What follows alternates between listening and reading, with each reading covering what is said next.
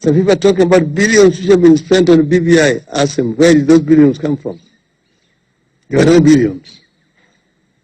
Oh, referendum costs billions. Referendum does not have to cost billions.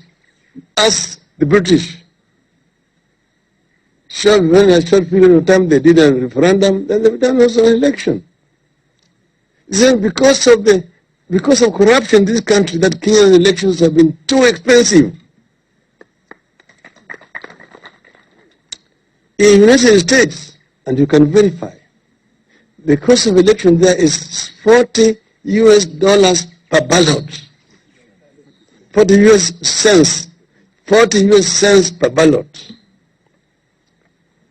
In Europe, sometimes it goes 50 cents, some countries 30 cents, and it goes up 60 cents per ballot. If you take it at 50 cents, and we had 20 million registered voters, that will be $10 million. $10 million is 1 billion Kenyan shillings. Yet here, it costs us over 40 million shillings to do an election. And to do a presidential repeat, when no new ballot papers were printed, another 10 billion shillings. It's basically stealing. A referendum does not need to cost more than 2 billion Kenyan shillings. So you should not be told, oh, we have no money. There's no money to do it. No, there's money to do it, and we can teach Mr. Chebukati, if he's going to be able to do it, how to do it. We are going to show them how to do it.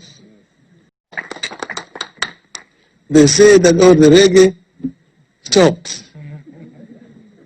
And I said, the reggae did not stop. The reggae went on halftime. The players have been getting some kind of massage and instructions from the coaches. And we have been doing overhaul. So shortly the reggae is going to be back. And nobody can stop reggae.